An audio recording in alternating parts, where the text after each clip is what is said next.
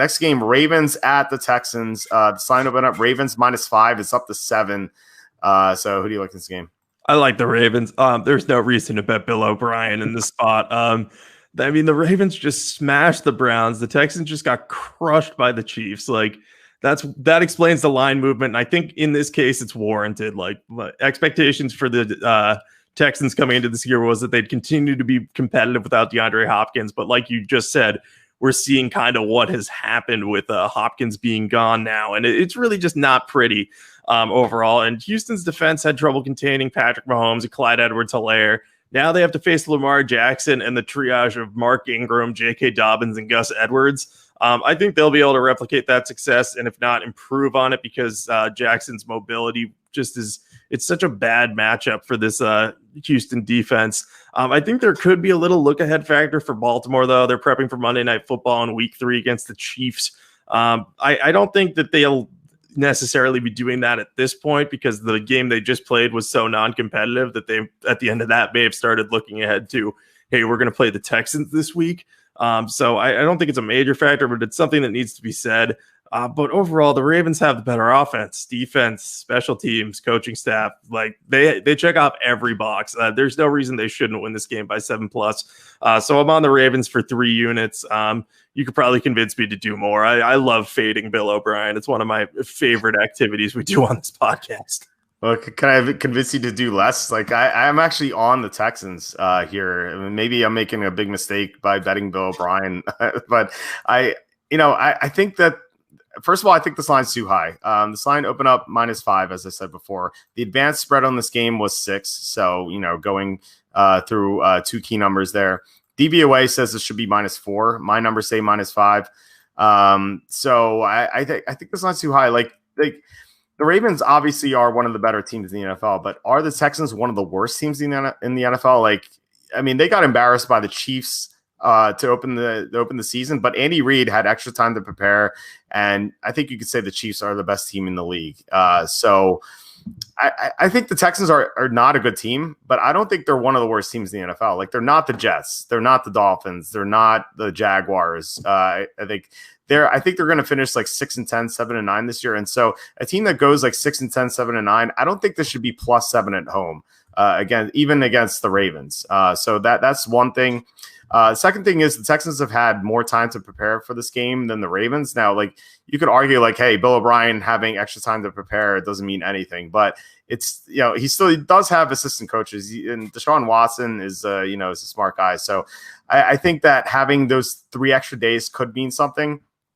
The third thing is, you mentioned the look ahead factor, and I think that's definitely in play, because big Monday night game, like, why would the Ravens take the Texans seriously? But it's not only look ahead for the Ravens. I think it's look back for the Texans, because last year these teams played and Baltimore absolutely embarrassed Houston. Like, it was a bloodbath.